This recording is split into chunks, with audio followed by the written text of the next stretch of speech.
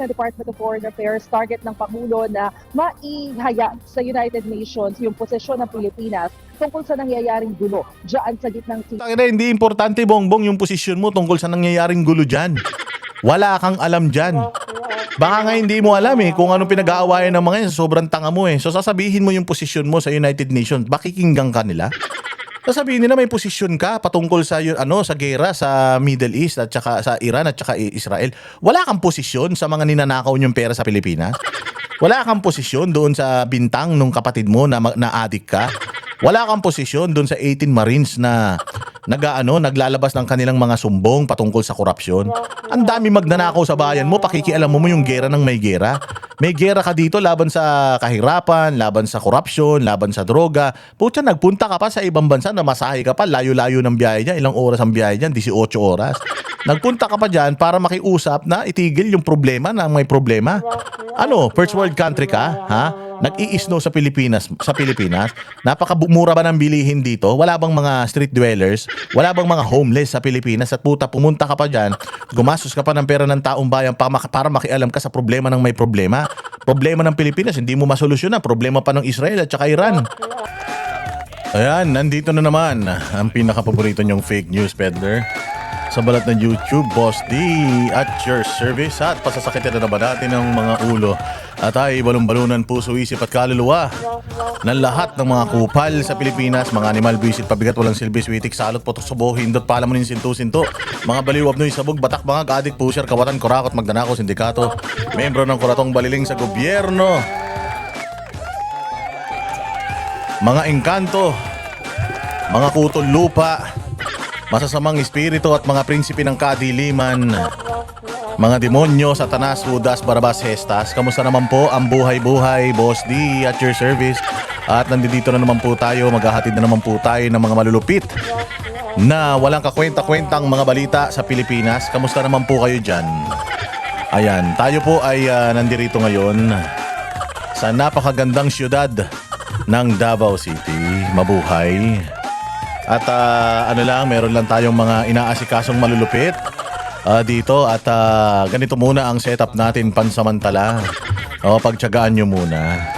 Pakaganda talaga sa Davao. Kaya lang malungkot dahil hindi natin kasama ang ating mga kapatid na banateros, pero okay lang. Marami naman tayong mga nami-meet na mga banateros dito sa Davao City. At syempre dahil araw ng Davao mula Marso, kasabay ng Women's Month. Mula Marso 1 hanggang katapusan yata ito ng Marso ang araw ng Davao. Buwan ng Davao. At bukas mga bossing, magkakaroon ng konting pamisa pamisa si VP Sara. Saan na nga pala yan? Mamayang gabi alam ko yung kanyang flight papunta dito sa Davao City. At meron siyang yung Bring Him Home, ano ba yan? Wait lang. Yung Bring Him Home, a church mass to pray for the safe return of former President Rodrigo Duterte. Dito yan, alas 12 ng tanghali hanggang 1:00 sa San Pedro Cathedral, Davao City. Ayan yung mga pupunta dyan sa may San Pedro Cathedral, Davao City, yung simbahan dyan, mag-wear kayo, Hindi nyo hanapin mag-wear. Ibig sabihin, magbihis kayo ng anything na kulay berde. Yung berdeng damit Berdeng damit po, hindi po berdeng utak. Hindi pwedeng mga berdeng utak dyan, simbahan yan berdeng damit, magberde kayong damit para kayo ay papasukin dyan. Mag-aatin po ng misa at syempre mag-speech po si ating future President VP Sara Duterte. 1:00 po yan. Alas 12 hanggang 1:00. Misa po yan gaganapin ng... hindi pala, Miyerkules pala yan. Lunes pa lang pala ngayon. Miyerkules yan. Bukas pa pala ang punta ng ating pinakamamahal na Presidente Inday Sara Duterte. At may mga kababayan na tayo rito, mga banateros, na nabigyan ng t-shirt saan ba yung mga t-shirt? Ng t-shirt na ayan, Banateros for Sara Duterte. Ayan, sa likod niyan merong Boss Dada TV na logo. Ayan, may nabigyan na po tayo. Mangilan-ngilan dito sa Davao City. Maraming salamat po sa inyong suporta sa Banateros. Oo, meron pa akong ilan. Meron pa akong ilan dito. Meron din akong sombrero. Pag umattend ako ng misa, diyan sa Miyerkules, magbibigay tayo. Pasensya na kayo. Hindi madami dala ko. Tsaka konti pa lang yung napaprint ko, syempre. Limitado ang ating budget. Kaya pagpasensya nyo na muna, ha? Pero magpapagawa pa tayo ng marami. Para makapagbigay tayo ng marami pa sa ating mga minamahal na mga kababayan, lalong-lalo na mga Banateros na sumusuporta sa kandidatura ni Pangulong Sara Duterte sa 2028. Ano ba ang mga pag-uusapan natin ngayon? Bilisan na natin. Ano ba mga pag-uusapan natin ngayon?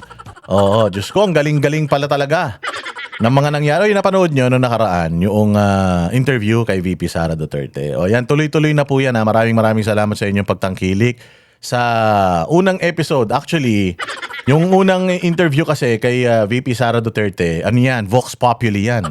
Yung pangalawang interview natin kay VP Sara Duterte, ano yan? Doon na sa mismong channel ni VP Sara Duterte ang Ibalik ang Tapang at Malasakit. Kaya mag-follow po kayo sa YouTube channel and Facebook ng Ibalik ang Tapang at Malasakit.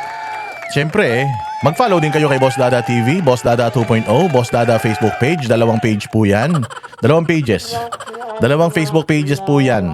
Mag-follow kayo dyan. Siyempre, lahat ng mga Banateros na Banateros Brothers, si Banat Bay, Coach Oli, Master Judea, Jay Guevara, Jack Argota, at siyempre si Paring RJ, siyempre Boss Dada, follow niyo yan. So yung unang episode natin sa Ibalik ang Tapang at Malasakit, masusundan po yan. Ngayong linggong ito, this week, baka po dito, baka dito sa Davao City, yung ating panayam kay VP Sara Duterte dahil nga pupunta siya dito, magkakaroon ng misa on Wednesday and hopefully magkakaroon po tayo ulit ng isa pa. Tuloy-tuloy na natin yan. Tuloy-tuloy na natin yung ating mga panayam kay VP Sara Duterte. Alam niyo, napakaganda Napakaganda kasi yung mga bossing netong initiative na ito. Kasi hindi ba matatandaan ninyo si Pangulong Duterte meron siyang gikan sa masa para sa masa. Si Inday Sara ay meron ding tapang, ibalik ang tapang at malasakit. Hindi po ito SMNI, hindi po ano po ito. Talagang inisyatibo po ito ni VP Sara Duterte at napakapalad ng Banateros Brothers, Boss Dada and Banat Bay dahil tayo ang napili na maging co-host ni VP Sara dito sa kanyang napakagandang palatuntunan.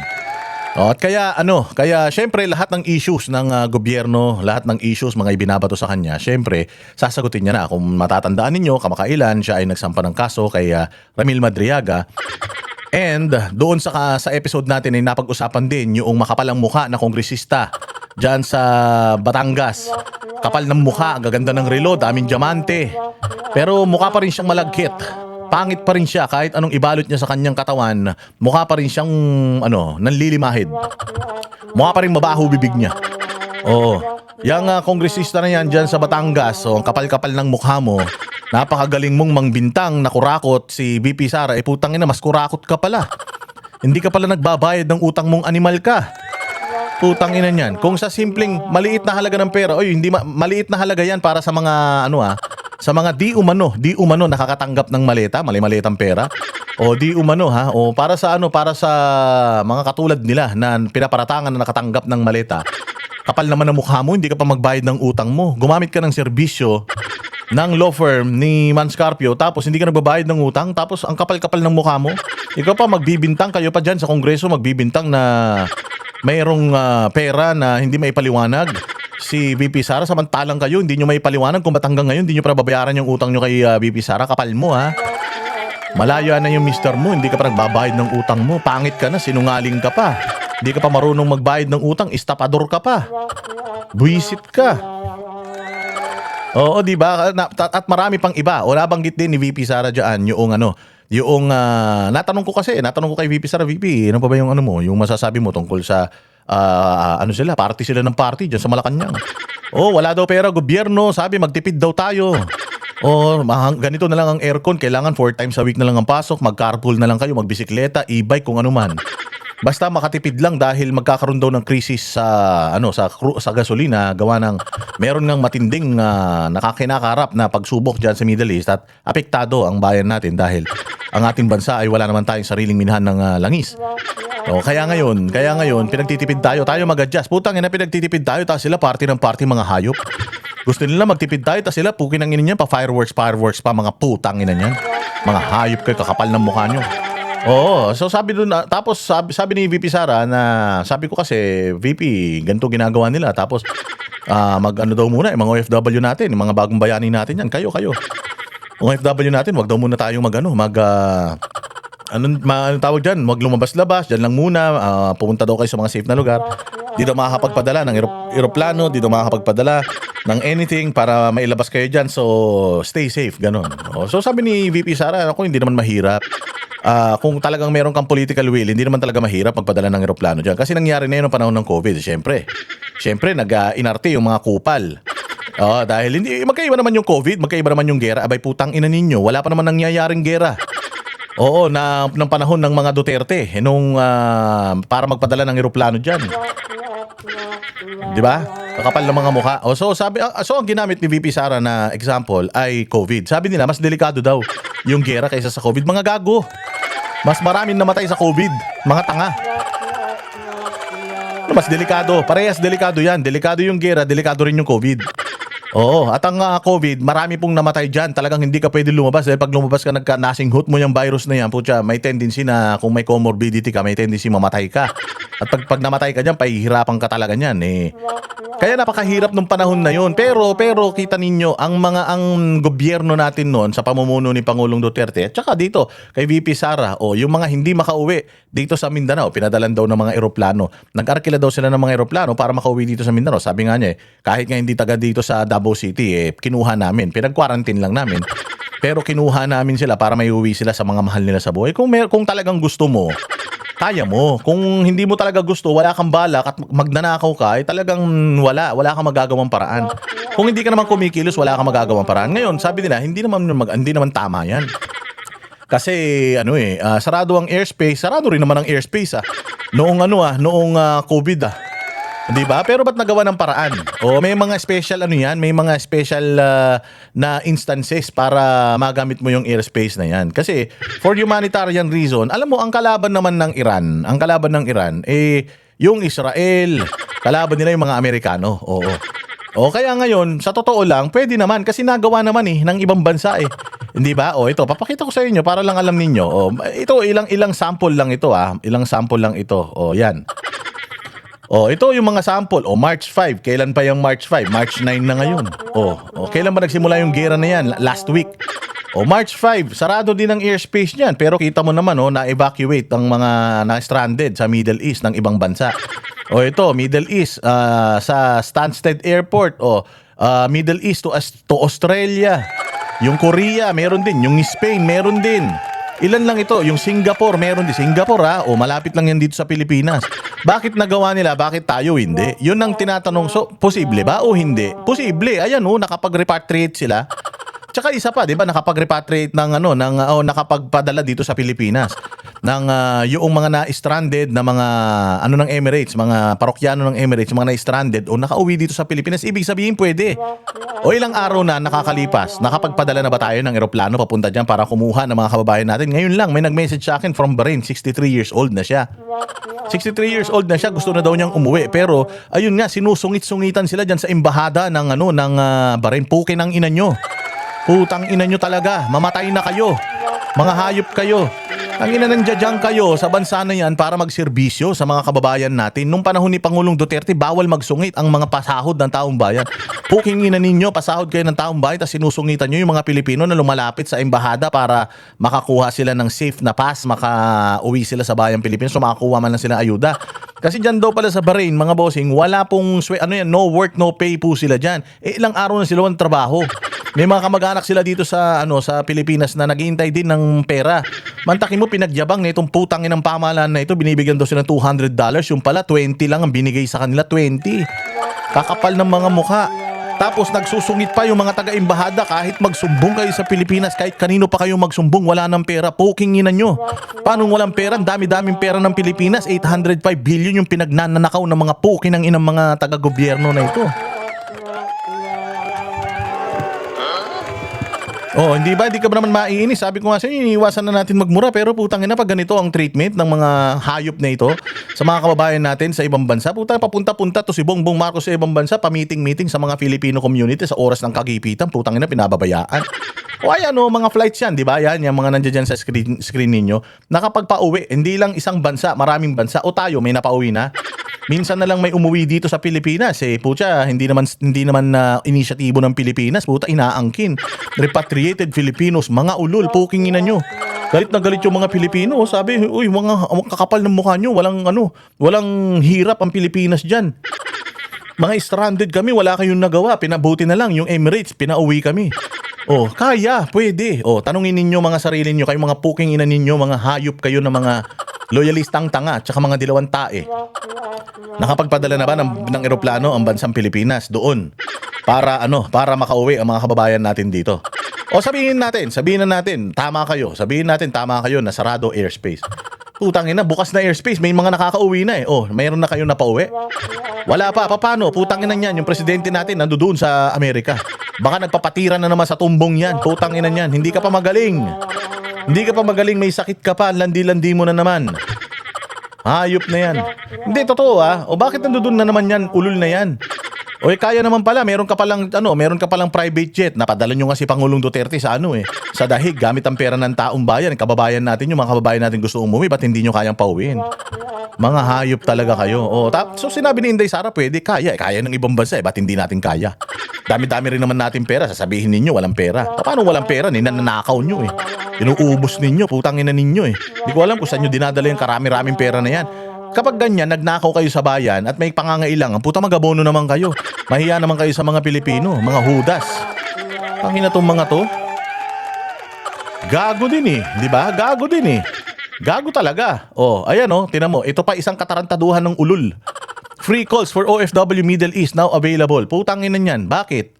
Ang tagal ng free call tayo, tanga. Merong Facebook Messenger, merong Viber, merong Telegram, merong Signal, merong WhatsApp. Meron pang napakarami na mga mode of communication. Kaya nga nananawagan, ang dami nga nagme-message sa amin, nananawagan na gusto na nilang umuwi ng Pilipinas Hindi mapauwi dahil yung mga embahada, putangin na, mas masungit pa kaysa sa mga amo nila Free calls for OFW Middle East now available. Matagal na tayong may free call. Tarantado din talaga itong mga to. Lahat libre naman ang tawag sa Messenger. Kailangan lang may internet ka. Ang inanong klase to. Para lang masabi na meron siyang ginagawa. Para lang masabi na meron siya. Tamantakin mo, March 9. Ngayon lang yan Meron, libre na daw ang tawag. Noon pa po. Last year pa, last 2 years, last 5 years. Kaya nga, di ba, sinasabi nga natin, ang swerte ng mga, malayo sa mga mahal nila sa buhay ngayon. Gawa ng napakarami ng mode of communication na mayat maya, kada day off mo, kada break mo, pwede kang tumawag sa pamilya mo sa Pilipinas.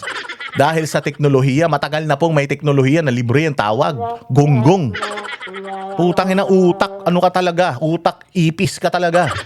Oh, matagal na, hindi ba? Oh, kailan pa nabuo ang Facebook? Ilang taon na Facebook? 10 taon na yata 15 years na yata. Tingnan natin ilang taon na ang Facebook para malaman nitong mga ulol na ito How old is Facebook? Oh, how old is Facebook? Tingnan natin ilang taon na siya 2004. Putangin na niya, isip mo 20 years na. 20 plus years na ang Facebook. O nagkaroon ng Messenger ilang taon na. O actually, nung may Yahoo Messenger, ang tagal-tagal na noon. Siguro, mga 25 years ago, meron ng Yahoo Messenger Noon pa lang, nakakatawag na po yung mga kababayan natin ng libre sa mga mahal nila sa buhay. Putang ina, ano tong pinapalabas nyo na now? Available. Ngayon nyo lang naisip na libre tawag. Noon pa po yan. Hindi kayo may programa niyan. Ang may programa niyan si Mark Zuckerberg. Gagon to. Lahat na lang Lahat na lang kinamkam mo. Kakamkamin nyo talaga lahat. Pati ari-arian ng Kingdom of Jesus Christ. Gusto nilang kamkamin mga puki ng ina nito. Mga hayop kayo. Tangina talaga. Sabi ko nga mantakin mo si Pastor Apollo Kibuloy. Walang pera ng gobyerno na na ginamit diyan sa mga properties niya sa Davao City. tsaka sa lahat ng mga malalaking syudad dito sa Pilipinas. Lahat ng mga properties na yan, pinaghirapan nila for 41 years. Oo, dugo, pawis, lahat. Nagkaroling yung mga yan, nagtinda ng puto, nagtinda ng biskotso, at kung anong mga negosyo ang pinasok nila para yung vision ni Pastor Apollo Kibuloy na mga properties na yan para din sa kanila. Para sa kanila, hindi para pagkakitaan ha. Para sa kanila. O maano nila, mapakinabangan nila dahil ito ang benepisyo ng mga miyembro ng Kingdom of Jesus Christ. Meron kang libreng paaralan, yung Jose Maria College, meron kang compound na napakaganda, meron kang Kingdom na 75,000 seating capacity, na pwede nyo rin gamitin sa negosyo, o meron kayong Glory Mountain kung saan pwede kayong mag-pilgrimage, manalangin. Meron kayong Prayer Mountain kung saan nandiyan yung Bible School nila. O, tingnan mo, may pera ng gobyernong galing dyan. May pera ng Pilipinas na ginamit dyan. 41 years, pinundar nila yan. Tapos kayo, putangin na ninyo, ninakawan nyo na yung mga kababayan natin noong panahon ng tatay mo. Pagdating ngayon, nagnakaw kayo ulit, di umano. Tapos pati itong mga property ng simbahan, hindi naman sa inyo, galing ito sa pinaghirapan ng mga ng mga membro ng simbahan. Yan, kukunin nyo pa rin, kakapal ng mukha nyo. Putangin na nyo. Kulang talaga ang impyerno sa inyo. Oo, pucha, sabi ko nga sa inyo, dapat hindi lang yung mga member ng KOJC magalit, dapat lahat tayo magalit eh. Dahil sa ginagawa ng mga hayop na ito, bumalik tayo dito sa putang ina, free call. 20 plus years na libre ang tawag, ngayon mo lang naisip para lang masabi na meron silang ginagawa, para lang masabi na meron silang inisyatibo. Ayan. Putay naman, loloko. Oh, ngayon nasan yung ulol? Nasa Amerika. Anong ginagawa mo dun? Anong ginagawa mo diyan? Ang dami-daming problema dito sa Pilipinas. Buti sana kung iniwan mo sa Pilipinas sa mga magagaling na mga tao, puros mga kawatan din yung mga nakapalibot sa iyo. O pumunta ka sa Amerika, magkano ginastos niyo diyan? Ilang jet daw ang ginamit nila diyan? 2 jet. Tapos kasama yung mga entourage yun, ng mga media, ng mga bayaran, ng mga putang ina, kaya pala bangong-bango sa'yo. Dahil libre travel sa ibang bansa eh. Sinasabihan mo na magtipid. Pagkatapos mo sabihan magtipid ng mga Pilipino, nagparty yung asawa mo sa Malacanang. Tapos ngayon naman pumunta ka sa Amerika, anong gagawin mo dun? 2 araw ka lang, di mo ba kaya mag-video call? Ha? Sa sobrang ganda na ng technology ngayon, kung kailangan ka dun sa UN visit na yan, di sana, sabihin mo, may krisis na kinakarap ang bayan ko ngayon. Pucha, pwede video call na lang. Ano mang gagawin nyo dyan? Ang dami-dami nyo na naman nagpunta dyan. Bayad na naman ng pamahalan. Bayad na naman ng ordinaryong Pilipino. Yung mga gasolina nyo, hotel nyo, pagkain nyo, putangin nyo. Wala makain yung mga kababayan nyo rito sa Pilipinas. Ang hirap-hirap ng buhay. Taas na naman ng presyo ng gasolina. Tapos, papunta-punta kayo dyan kung anong gagawin. 2 araw lang. Gusto mo dyan ka na. Huwag ka na umuwi dito. Mga 5 years. Putangin na pag uwi mo dito. Nakaready na yung silya elektrika mo. Ina nyo. Kakapal ng mga pagmumukha nyo, mga hayop kayo. Nakuha nyo pang mamasyal-masyal dyan. Kakausapin ang United Nations para pigilan. Gago! Mapipigilan, kahit United Nations, mapipigilan ba yung gera ng Israel at saka ng Iran na yan? Putang ina, biblikal yung away niyan. Parehas yung may-ari ng yung mga Palestino at saka yung mga Hudyo, ang ginanggaling yan sa Biblia pa. Ang mga anak ni Abraham yung mga yan, away ng away yan nung pa. Lahat na ng klaseng dasal ginawa para matigil yan. Sino ka ba? Putang ina, hindi mo nga pahinto yung corruption dito. Mapapahintuin mo pa yung gera dyan sa Middle East. Ulul ka. Tangin na, ang lakas ng tama mo. Ang lakas ng tama mo, sir. Sa totoo lang, nuknukan ang lakas ng tama mo. Hindi mo kayang pahintuin yan. Kung gusto mo, harangin mo. I-intercept mo lahat ng mga missile nila pareho. O paano mo ano yan? Hindi ka nga kinakausap ni Donald Trump. Hindi ka nga kilala ng mga yan. At kung sakaling kilala ka ng mga yan, alam ng mga yan, iskandalo mo. Alam ng mga yan, na putang ina, may topak ka. Alam ng mga yan, sabi nung kapatid mo, adik ka daw. Tas sabi nung 18 Marines, mga magnanakaw daw kayo.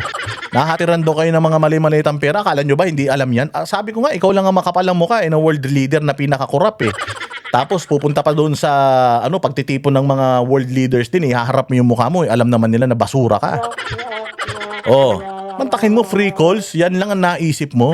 Hindi iuwi mo, pumunta ka ron. Di sana bago ka nagpunta ng Amerika, nag-stop over ka doon. Kinuha mo yung mga, sabihin nyo na naman, Inday Sara, di ikaw ang kumuha. Puta, bigyan nyo kapangyarihan si Inday. Tingnan kung di niya iuwi lahat yan. Iuwi ni Inday lahat yan, bigyan nyo kapangyarihan yan. Inan nyo, mga hayop kayo, ginagalit nyo na naman ako eh. Free call.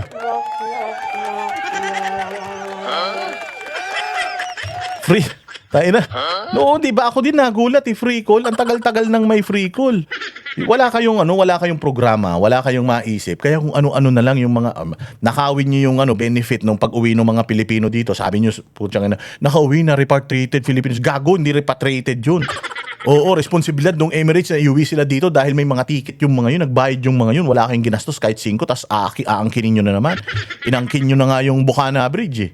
Inangkin nyo na nga yung kung ano-ano mga proyekto ni Pangulong Duterte, pati ba naman tong Emirates ang may inisyatibo, inangkin nyo pa rin. Tapos pagkatapos punta kayo ng Amerika, sarap-sarap ng buhay nyo. So ano sabi ni VP Sara? Kaya naman, kinaya ng ibang bansa, tas di natin kaya. Hindi ko nga maintindihan. Sabi ko nga, putang ina, siguro mental disorder din talaga yung pagiging dilawan tsaka loyalista. Oh, may tama ka na sa utak. Mantangin mo, kawawa mga kababayan mo ron. Hindi mo i-compel, hindi mo pilitin si Bongbong Marcos na gumawa ng paraan para maiuwi yung mga kababayan natin doon. O hindi ba? Ibig sabihin, mga tarantado talaga kayo. O ito, pakinggan natin itong mga walang kakwenta-kwenta mga balita na to. O patungkol dyan sa pagpunta ni Bongbong dyan sa ibang bansa. O, ayan. Tayo na, galit na galit si boss natin. Hindi naman, namiss ko lang mag-vlog. O ayan, pakinggan nyo. Pasok. Pangulong Bongbong Marcos para dumalo sa United Nations General Assembly. Iba't ibang issue ang tatalakayin ng Pangulo sa pagtitipon, kabilang ang pagkuha sa non-permanent seat sa UN Security Council. At live mula sa New York, USA, may express report si Oy, putsang ina, pagkuha sa non-permanent seat, pati ba naman yung upuan, kukunin mo pa rin. Lahat na lang kinuha ng tatay mo yung mga kayamanan ng Pilipinas. Maraming buhay na kinuha. Tapos ngayon, yung flood control project, di umano, kinuha nyo rin. Walang hiya. Tapos ngayon, pati seat, kukunin nyo. Oh, ito is ayan sarap ng buhay ng mga putang ina mga media Libre biyahe puta, New York, pasyal, shopping ang mga hayop. Magkano pocket money binigay sa inyo diyan, ha? Syempre dinala kayo 'di ba? Syempre meron namang TV5 sa New York. Pero syempre hindi. Kailangan siya ang sumama. Bakit? Syempre libre. Sarap-sarap ng buhay, kaya naman pala hindi nila binabatikos tong mga media na to, kaya pala hindi binabatikos si Bongbong. Damay sila sa ginhawa. Taki mo, hirap-hirap ng buhay sa Pilipinas. Halos hindi na makapasok sa trabaho yung mga tao, walang pamasahe, walang pambaon. Putang ina, itong mga hayop na ito, pera ng taong bayan. Nandoon sa ibang bansa ngayon. Sarap-sarap ng mga buhay. Report. Kunyari, si Bongbong may mga gandang nagawa. Kaya naman pala parang mga aso tong mga to ni Bongbong. Hindi binabatikos si Bongbong. Kaya naman pala, si Claire Castro hindi matanong ng mga tanong ng mga mahihirap. Kasi, putya, sarap pala ng mga buhay. Sige, mag-report ka na dyan. Gamit ang pera ng taong bayan. Muli mag-aalas 3 ng hapon dito sa New York nang dumating si Pangulong Bongbong Marcos para nga dumalo sa United Nations. Ang dadaluhan niya rito ay patungkol sa event para sa mga kababaihan. Pero ang event sa mga kababaihan? Ang daming kababaihan naghihirap dahil sa hudas na yan. Anong magagawa niya sa kababaihan? Wala namang utak yan. Sabi ng Department of Foreign Affairs, target ng Pangulo na maihaya sa United Nations yung posisyon ng Pilipinas tungkol sa nangyayaring gulo dyan sa gitnang Hindi importante, Bongbong, yung posisyon mo tungkol sa nangyayaring gulo dyan. Wala kang alam dyan. Baka nga hindi mo alam kung anong pinag-aawayan ng mga yan. Sobrang tanga mo So sasabihin mo yung posisyon mo sa United Nations. Bakikinggan ka nila? Sasabihin nila may posisyon ka patungkol sa sa gera sa Middle East at saka sa Iran at saka Israel. Wala kang posisyon sa mga ninanakaw niyong pera sa Pilipinas. Wala kang posisyon doon sa bintang nung kapatid mo na adik ka. Wala kang posisyon doon sa 18 Marines na naglalabas ng kanilang mga sumbong patungkol sa korupsyon. Ang dami magnanakaw sa bayan mo, pakikialam mo yung gera ng may gera. May gera ka dito laban sa kahirapan, laban sa korupsyon, laban sa droga. Putya, nagpunta ka pa sa ibang bansa na masahe ka pa, layo-layo ng biyahe dyan. Ilang oras ang biyahe dyan? 18 oras. Nagpunta ka pa dyan para makiusap na itigil yung problema na may problema. First world country ka? Ha? Nag-i-snow sa Pilipinas. Napakabumura ba ng bilihin dito? Wala bang mga street dwellers? Wala bang mga homeless sa Pilipinas? At pumunta ka pa dyan, gumastos ka pa ng pera ng taong bayan para makialam ka sa problema ng may problema. Problema ng Pilipinas, hindi mo masolusyonan. Problema pa ng Israel at saka Iran. Wala silang pakialam sa'yo. Hindi ka nga nila iniimbita Si Donald Trump nga, hindi ka kinakausap, hayop ka.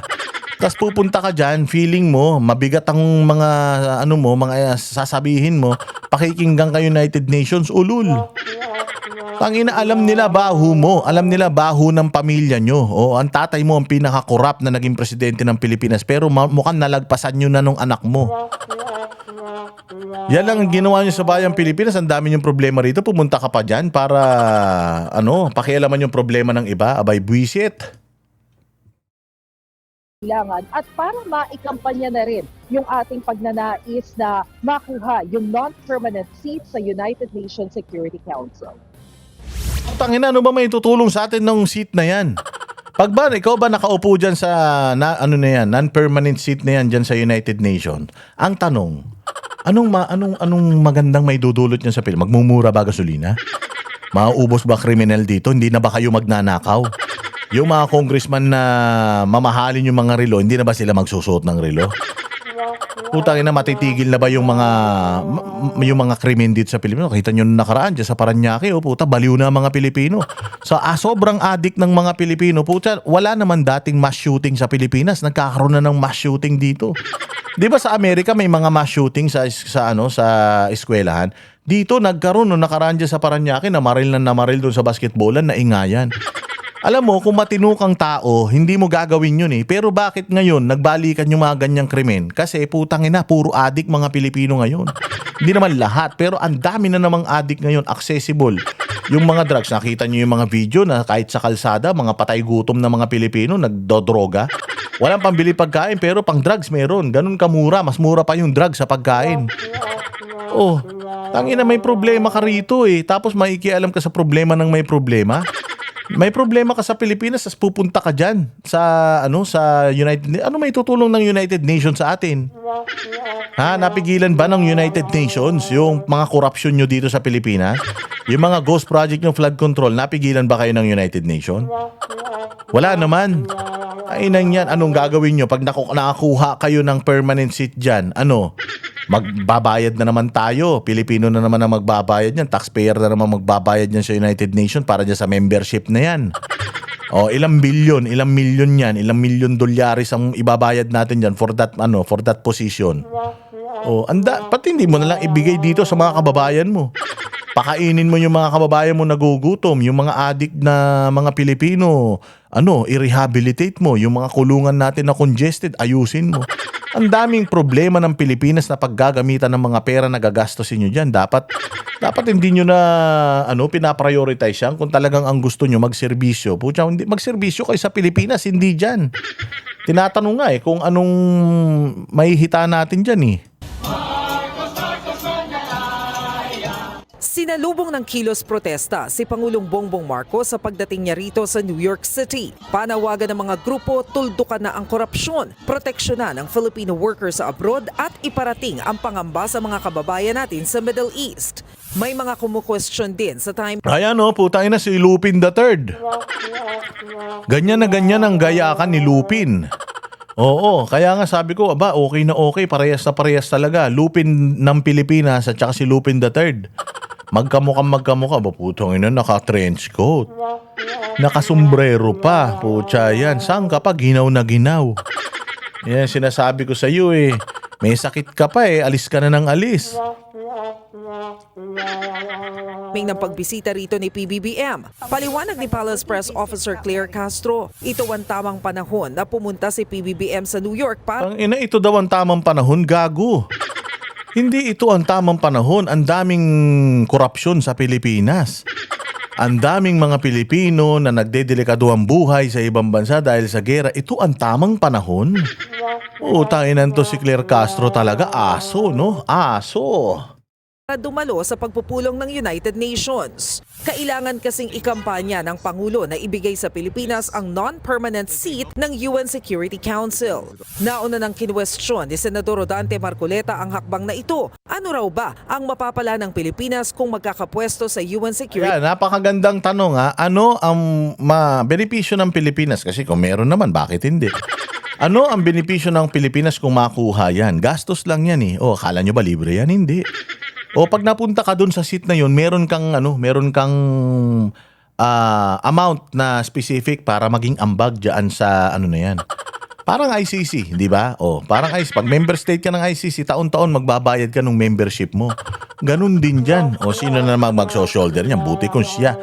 Buti kung di umano yung mga ninakaw nilang pera sa flood control, buti sana kung yung pambabayad nila dyan. Hindi, ang collateral nila dyan, Pilipinas eh. So ang tanong, anong may dudulot? Tinan nyo sagot nung spokesperson ng Malacanang. Ang tinunong sagot anong tanong napakatinunong tanong ni Marcoleta, ano ba may dudulot niyan? Sasagutin nyo lang naman ano may dudulot. Pero tingnan mo bago sumagot si Claire Castro. City Council, sagot siya ng palasyo. Yun po kasi ang hindi nagiging maganda sa iba nating mga kababayan. Ano hindi magiging maganda? Putangin na nyo, tinatanong lang kayo eh. So pag may nagtatanong sa inyo, ibig sabihin hindi na maganda, gago, sagutin nyo lang. Ang tanong, anong benepisyo? Sagutin nyo anong benepisyo para makumbinsin nyo kami. Putangin na, pag tinanong kayo, ganyan na kagad yung ugali ninyo eh. Ano na kayo kagad? Oh, siguro na ano yan? Sinisiraan kami yan. Gago, nagtatanong nga eh. Putangin na nyo. Pati ba naman yung pagtatanong bawal na? Hayop talaga kayo. Instead na maging positibo, mas nagiging negatibo po. Utangin na yan. Tinanong nga kayo. Sabihin nyo kung ano yung positibo. Paano? Tinanong kayo anong mga magiging benepisyo natin. Anong sinasabi mo negatibo? Tinanong ka lang. Naging negatibo na yung nagtanong. Ay na ganito ang mindset nito mga tarantado na to eh. Ganyan ang ginagawa nila. Putsang inang yan. Mantakay mo, tinanong lang kayo. Anong mangyayari? Ano maganda? Yan na kagad ang sasagutin nyo. Nagiging negatibo. Nagiging para kayong talangka. Hinihila pa baba. Gago. Tinanong lang kayo. Sasagot lang kayo. Ang inuuna mo kasi yung yung pagdepensa mo. Hindi naman kayo dapat dumepensa. Sasabihin nyo lang naman, di, kailangan po natin to. Sino nagtanong? Si Rodante Marcoleta. Nako, Senator Rodante Marcoleta, kailangan po natin to kasi ganito, ganyan. Bibigyan po tayo ng sandamukal na kaperahan. Makakakuha po tayo rito ng sandamukal na trabaho. Wala na pong Pilipino maghihirap kapag nakuha natin ito. Di maganda. Puta, tinanong lang kayo tapos nagagalit na kayo. Mga gago. Mas nadinig pa ang pagbagsak sa integridad ng Pilipinas para nalangka na pilit ibinabagsak. Dami mo nang sinabi. Putang ina mo ka. Tinanong lang kung ano ang maitutulong nito. Putang ina mo kung ano-ano nang sinasabi mo. Gago. Puking ina nyo. Bagsak kung anuman ang kapasidad ng ating bansa. Ang pagiging miyembro po bilang Yan naman pala, may sagot ka naman. Ang dami mo pang sinasabi. Hindi naman importante. Bobo ka naman. Tangina ka, sagot ka ng sagot. Tanga ka naman. Hindi ka naman marunong mag-English. Noong nakaraan, interview sa'yo doon sa isang estasyon. Putangina, para kang asawa ni Barok. Tangina nito. Sasagot lang eh. O kung anong maganda idudulot. na sa isang non-permanent seat sa UN Security Council. Ito po ay makapagbibigay ng boses. Putangina mo. Boses lang pala. Wala ba kayong boses? Kailangan daw yung pamakuha natin yun dahil yun daw makakapagbigay ng boses. Putangina nyo, pangit naman ang mga boses nyo. Anong boses sinasabi mo? Kahit sumigaw ka dyan sa UN, puta politika yan. Third world country tayo, hindi tayo pakikinggan dyan, tanga. Ilan to? Boses. Hindi namin kailangan magkaroon ng boses dyan sa United Nations. Kailangan namin dito sa Pilipinas magkaroon ng maraming trabaho. Kailangan dito maging maayos ang buhay ng Pilipino, ayusin ang transportation system, ayusin ang agrikultura, mawala ang korupsyon, mawala ang pagnanakaw sa Kongreso, mawala ang flood control project, matapos ang kahirapan, ang mga putang ina mga adik maubos, mawala ang paigtingin ang laban against sa kriminalidad. At paigtingin pa ang freedom of expression. Tapusin na ang politika. Ayan yung mga mangilan-ngilan na problema natin. Ibaba ang tuition fee, ibaba ang kuryente, ibaba ang presyo ng bilihin. Yan ang problema natin. Wala kaming pakialam kahit wala tayong boses dyan. Hindi tayo matutulungan ng mga putang ina niyan. Gago kayo. Anin namin yung boses. Anin namin yan. Makakain yan. Masasaing natin yan. Pucha, may pangako kayong pabahay. Hindi nyo pa nagagawa, 20 pesos na kilo ng bigas, hindi nyo consistent na may patupad. Tapos pumupunta na naman kayo dyan, nakikiepal kayo dyan, wala naman kayong magagawa dyan. Sa Pilipinas upang makakapagbigay po ito ng pagkakataon upang makapaghubog ng mga pandaigdigang agenda. Utangina, hindi namin kailangan ng makisali sa pandaigdigang agenda. Ayusin nyo muna yung agenda nyo dito sa Pilipinas bago kayo makialam sa pandaigdigang agenda. Anong agenda nyo? Pati pera ng ibang bansa na nakawin nyo?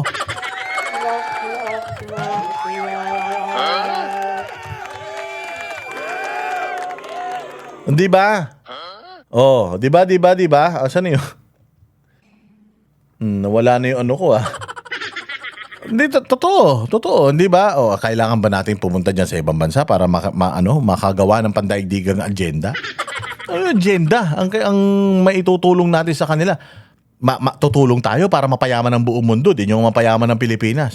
Tutulong tayo para magkaroon ng pandaigdigang batas para sa ganito. Butas-butas kayo batas natin. Tutulong tayo sa ganito para makatulong tayo sa ibang gago. Ang dami yung kailangan dito sa Pilipinas ayusin Hindi nyo nga maayos problema dito, pati problema ng buong mundo. Gusto nyong magkaroon ng boses. Gago to no? Loka-loka. Or adhikain, pati na po makakasama sila para makapagbigay din po ng mga suwestyon para sa mga pagbibigay ng desisyon sa usaping pandaigdigang kapayapaan. Utang na pandaigdigang kapayapaan. Kapayapaan nga sa Pilipinas, hindi nyo maayos Yung kapayapaan nyo nga sa mga Duterte, hindi nyo maayos. Yung kapayapaan dyan sa Mindanao, hindi nyo maayos yung gera natin laban sa insurhensya, hindi nyo maayos. Makikialam pa kayo sa pandaigdigang kapayapaan. Pabayaan nyo na yan sa malalaking bansa. Pabayaan nyo na yan sa mayayaman na bansa. Putang ina, mga patay gutom mga nasa Pilipinas. Tapos nakikialam kayo dyan. Inan ninyo, sino ba kayo? Ano ba na itutulong nyo sa mundo? Ano ba na itutulong ng Pilipinas sa mundo bukod sa pagpapadala lang natin ng mga espesyalista natin dito, engineers, mga tao sa hotel, mga manpower. Bukod sa manpower, yun lang ang naitutulong natin sa ibang bansa. Inan yan. Yung mga bansa na nakakatulong ba sa ating mga yan?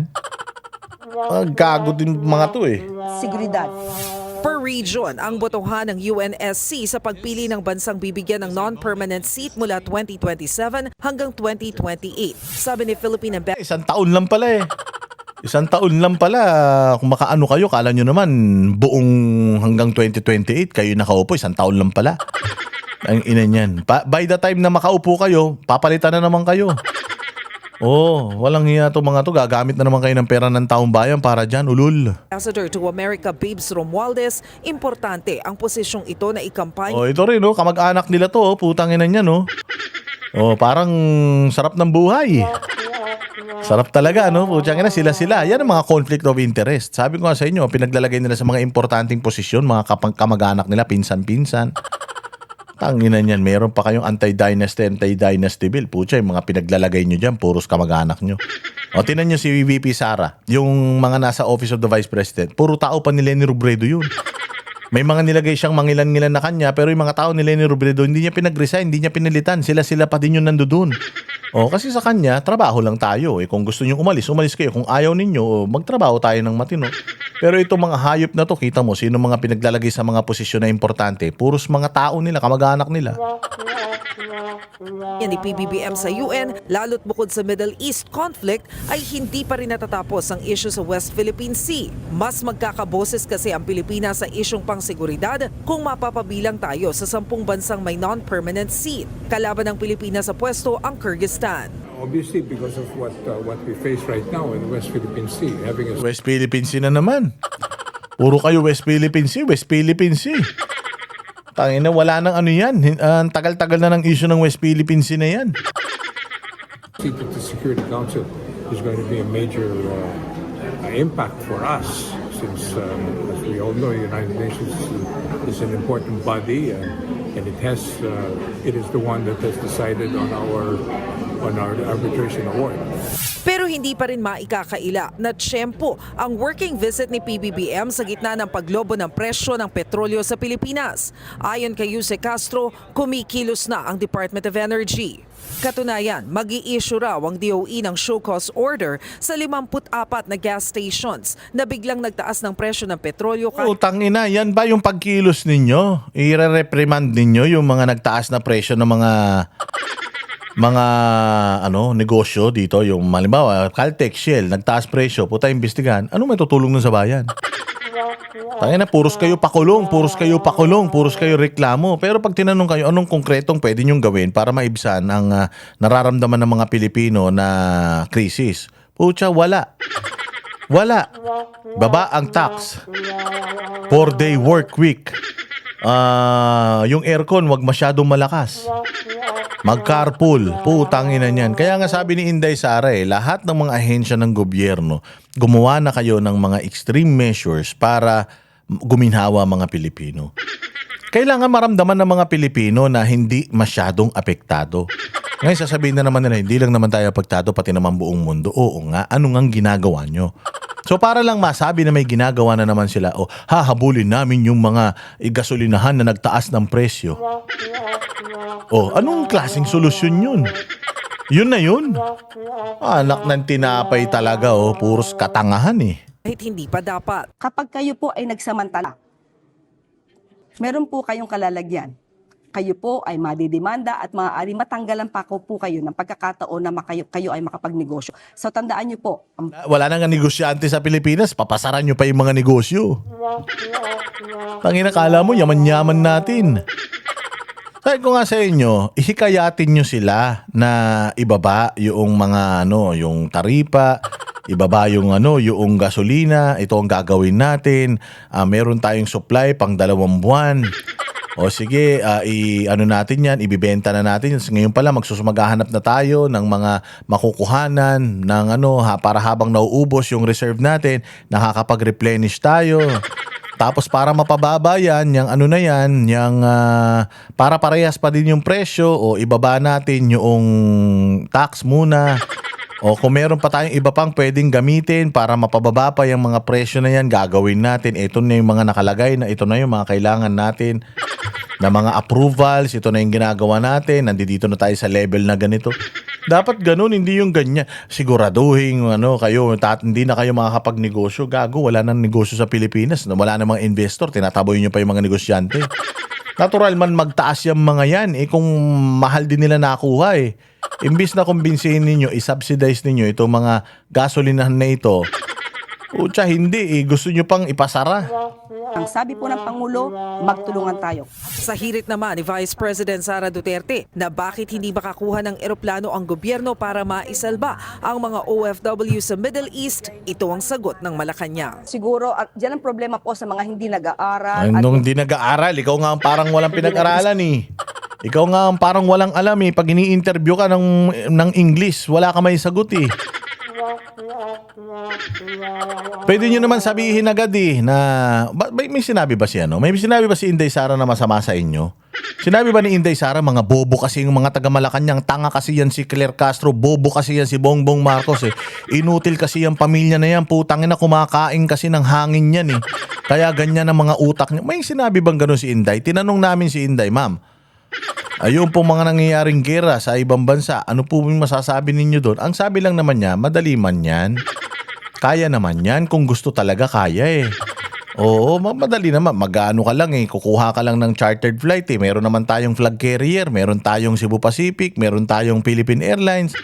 Buti sana kung bansa tayo na wala tayong flag carrier. Meron naman tayong mga airlines dito. Umaabot naman yung mga eroplano natin dyan. Pagpauwi, kung kailangan umuwi ng mga Pilipino, i-gather ng mga ng mga embassies natin.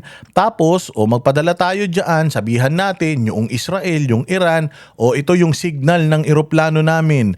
Huwag nyong titirahin nito kasi may mga laman to na mga inosente. Nag-aaway naman Israel, tsaka may mga radar naman yan. Makikita naman nila, ano ba to eroplano na to? Jet fighter ba to? Ay hindi. Commercial flights ito. Sige, wag nyong tirahin yan, wag nyong tamaan yan commercial flights yan.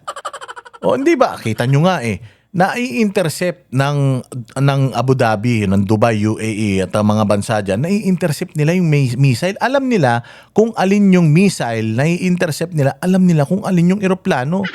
Alam nila kung jet fighter yan, alam nila kung commercial flights yan. Alam nila yan kung kung drone yan, alam nila yan kung commercial flights yan. Ginagawa niyong tanga ang mga tao Napaka-advance na ng technology ngayon. Nag-uusap yan doon sa tower. Sasabihin nun, hoy, eroplano, identify yourself. Ay, to? Ano kami? This is Philippine Airlines Flight 666. Bound for Manila. We are repatriating our residents for them not to be included in the casualties and so on and so on. Di ba? Because of the war. Di ba? Gaganon ka lang. Okay. Iiwasan na missile yun. Tarantado. Hindi naman yan. Hoy, may lumilipad. Banatan natin. Tsush. May lumilipad. Tirahin natin. Hindi yun ganun. Advance yung technology ngayon. Alam nila yung signal na ibinabato ng isang chartered flight. Alam din nila yung signal ng ng mga jet fighter at saka ng mga missile. Kaya nga nai-intercept nila eh. Walang hiya naman. Paalabas ng Abu Dhabi yun eh. Bakit tsaka dadaan ba tayo ng dadaan ba ng Israel yung eroplano na papunta ng Pilipinas? Iba daanan yan, palayo, hindi naman palapit eh. Pag nakikita ng mga yan na palayo yung eroplano, putyang ina, ibig sabihin palabas yan, hindi na threat sa kanila yan. Ang threat lang sa kanila yung papasok sa kanila. Tangina itong mga bobo. Sinabi na nga ni Inday, pwede, may nakauwi. May pinakikita nga natin kanina, may mga nakauwi. Ba't tayo hindi makapagpauwi? Tapos sasabihin mo, hindi nag-aral, gago, nagawa na nga nung COVID. Mas delikado nung COVID. Nung COVID, umatching ka lang, mamamatay ka eh. Buti dito sa gera na to, kailangan pa ng missile nung panahon ng COVID. Putyang ina, pag umubo ka, delikado ka. 1 linggo, dedo ka. Mas madami namatay nung COVID kesa dito sa gera na ito. So mas delikado yun. Nagsasasabi nito. At hindi inaalam kung ano talaga ang programa ng gobyernong ito. Paano alam yung programa? Wala nga programa, tanga. Makapagsalita lamang para makakuha siguro ng mga views, pero hindi po ito naaayon sa realidad. Unang-una po, kapag ka po ang isang leader, dapat siya ay nagbibigay ng opinion, siya ay nagsasuggest, nagbibigay ng desisyon, ayon. Sabihin nyo, anong plano nyo? Anong plano nyo? Ano na yung ginagawa ninyo para mapahiya si Inday? Hindi. Sinasabi ni Inday kaya. Sabihin nyo bakit hindi kaya. Hindi. Puro ad hominem eh. Yung nguso mo na ganyan. Parang sinusupsop mo yung almoranas ni Bongbong eh. Sa katotohanan, ayon sa facts, ayon din sa mga sitwasyon at ayon sa mga kondisyon ng mga stakeholders. Hindi po ayon lamang sa iisang kaibigan. Isang kaibigan. Paano nakauwi yung isang kaibigan kung di pwede? Kung kaya ng isang kaibigan makauwi, dapat kaya ng mas marami. Sinabi lang niya na pwede nakauwi yung kaibigan ko eh. Nung mismong araw ng gera, nung araw na nakasarado yung airspace na sinasabi, may nakauwi akong kakilala, pwede. Ganito sana ginawa nyo. Hindi, ganito na lang. VP Sara, we are inviting you to share with us kung papaano yung sinasabi mong paraan. Kasi sinabi mo may paraan eh.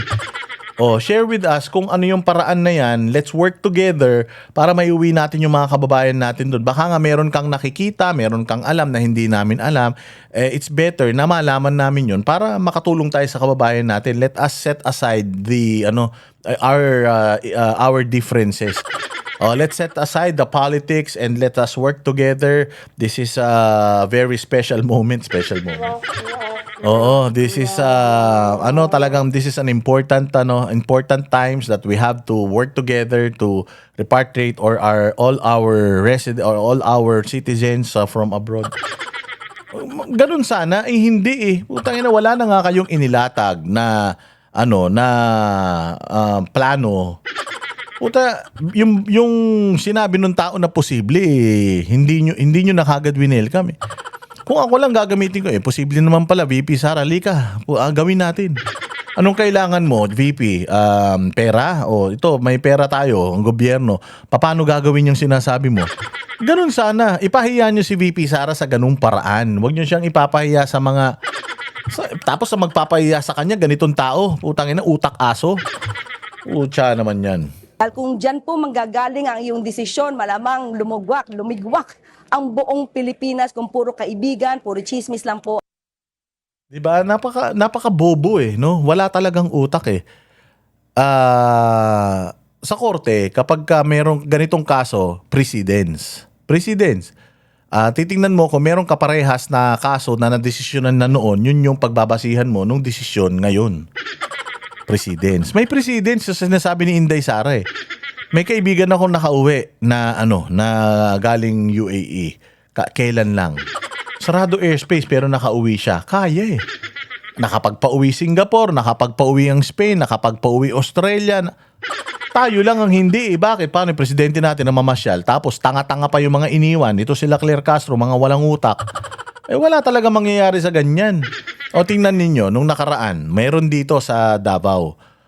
Kukwento ko lang. Ito, tragic ito. Meron dito sa Davao na mga mayayaman na mga tao. Gusto nila mag-fishing. So nagrenta sila ng malaking bangka para mag-fishing. Mga mayayaman to. O ngayon nung hindi sila pinayagan maglayag. Kasi daw medyo delikado, malaki yung alon, may habagat o amihan o kung ano man. Basta hindi sila itong season na ito masyadong delikado na maglayag sa open seas. Hindi sila nakinig, mga bossing. Bumiyahe pa rin sila. 13 yata sila. 13, 16 yata. Nag-capsize yung bangka na yun. Nakuhanan pa ng video, nakuhanan pa nila ng picture, tapos naisend pa sa mga kamag-anak nila. Alam nyo ba na 5 araw? 5 days. Sinabi kung nasaan sila, nandito kami, pakirescue kami. Alam mo ba na hindi agad inaksyonan ng, hindi ko alam kung Coast Guard ba yan or basta yung pinagsumbungan hindi kaagad inaksyonan o hindi nila pinuntan. 5 days. Kasi daw 5 days daw bago nila hinanap. Kasi daw 5 days daw yung tao pwedeng mabuhay. 5 days daw pwedeng mabuhay ng walang pagkain at tubig. Ang ina niyan. Isipin mo yun. Dapat yun, pag may ganun na distress call, punta ka na kagad, hanap ka na kagad, di ba? Pero dahil delikado nga, pabayaan muna natin sila doon. 5 days. So, after 5 days, doon lang sila naghanap. Putang ina, patay lahat. Patay lahat. O yung una, mga buhay pa sila, mga naka-life vest pa sila ng mga orange. Nung natagpuan sila, wala na, hindi na sila makilala, bloated. Isa lang ang nakaligtas sa lahat ng mga sakay ng bangka na yun. Isa lang na crew. Ang ginawa niya, tinanggal niya yung life vest niya, tapos naglangoy-langoy siya. Tapos yung mga mangingisda pa ang nakahanap sa kanya kasi sabi ng mga mangingisda, yung alon papunta rito. So nandito na yung mga yan sa ganitong araw, inanod na yan papunta rito. Hindi pa rin sinunod. Tingnan mo ginawa. Ang nakakuha dun sa mga bangkay, ang nakarescue dun sa tao na palangoy-langoy, 5 araw na. Ang nakakuha yung mga mangingisda. Imaginein mo, 5 araw pwede kang walang tubig at saka walang pagkain. Pero putya yung 5 araw na palutang-lutang ka. Saan mo kukunin yung energy mo na magkakawag ka na ganun? Hypothermia pa lang mamamatay ka na . So ganyan itrato ng gobyerno yung mga Pilipino. Huhupa din yan. Pag humupa na yan, bukas na ang airspace, saka tayo magpapadala doon. Gago, pwede na silang umuwi on their own dito nun. Di ba? Pwede na silang umuwi on their own. Bukas na may mga flights na Pwede na silang umuwi. Hindi na kayo kailangan. Ngayon kayo kailangan ng mga Pilipino na nandun. Pumunta kayo ron, may dala kayong eroplano, walang laman. Punuin nyo ng mga Pilipinong gustong umuwi. Ngayon kayo kailangan matutulad yung mga yan doon sa mga namatay na mga nag-fishing. Patay silang lahat. Imaginein mo, 5 days. Tapos, ang pinanghahanap nila, bangka din. Mano ba naman na nilipad mo ng helicopter yon yung area? Makikita mo kung nasan yung mga tao na palutang-lutang. Siyempre, ang liit ng barko nyo, ganito din. Ang laki ng karagatan. Ilang square miles lang ang mako-cover ninyo versus kung nasa helicopter kayong ganun, lumilipad kayo sa ibabaw, nakikita nyo bird's eye view, nakikita nyo yung mas malaking area ng karagatan. Makikita nyo kung nasan yung mga palutang-lutang na mga tao, kulay orange man yung mga vest nila, makikita nyo na mabilis. Pag nakita nyo, nandito sila sa ganitong coordinate, papunta na yung barko doon para i-rescue sila. Hindi Inantay pa 5 araw bago i-rescue. Wala na rescue, patay lahat. Ganun ba ang gusto nyong mangyari sa bayang Pilipinas? Lalo sa mga Pilipino dyan sa abroad? Visit din, no?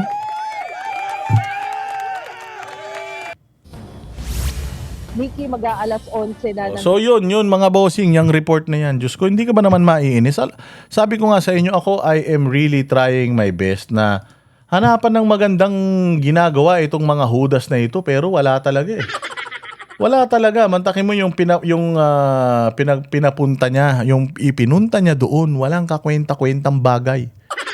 Walang kakwenta-kwentang bagay mga bossing. Diyos ko po, sa totoo lang. Ay, nako. At hanggang dyan na lang muna tayo. Marami pa tayong mga topic na pag-uusapan pero sa ngayon, dyan muna tayo. Abangan po ninyo yung susunod na episode ng Ibalik ang Tapang at Malasakit. Kasama po natin si VP Sara Duterte. Hopefully, dito yan ganapin sa Davao para mas maganda, hindi ba? Itaon natin sa araw ng Davao. At lahat ng yan, itatanong natin kay VP Sara. Lahat ng mga tanong ninyo, patungkol sa, kung lahat ng gusto nyong itanong natin kay VP Sara, ilagay nyo lang dyan sa comment section at ililista natin, itatanong natin yun sa kanya. Okay, sa lahat din ng mga kababayan natin na hindi nakapanood ng mga episodes na mga nauna, dito po sa channel natin sa Boss Dada TV, nandiyan dyan po yung mga full episodes na mas pinaikli natin para mas mabilis ninyong mapanood. No? Kasi pag sobrang haba, medyo dragging na eh. So pinaikli natin, binilisan natin ng konti para mas mabilis nating mas maikli yung oras na i-google natin. So nandito yan sa ating channel. Manood po kayo, mag-like, mag-share, mag-follow, mag-subscribe sa lahat ng mga content natin. Maraming salamat po sa inyo mga kababayan. Magkita-kita po tayo ulit sa susunod na vlog.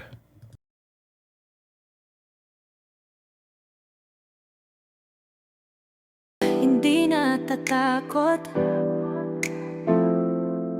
katotohanan lang, di kami nalulunod. Walang bahid ng sismis, lahat ay totoo. Kahit sino ka pa, pag mali ka babanatan ka. Walang pinipili kulay, wala kaming kinikilingan. Basta para sa bayan, kami lalaban. Pagdama palakpakan, pag mali banatan. Di matitinag, di matatakot, para sa bayan tuloy ang sigaw. Sa harap ng kamera, walang halong takot. Mga baluktot, lahat kayo'y tutumba. Ang hustisya at totoo, yun lang ang mahalaga. Kahit sinong harang, di kami matitinag.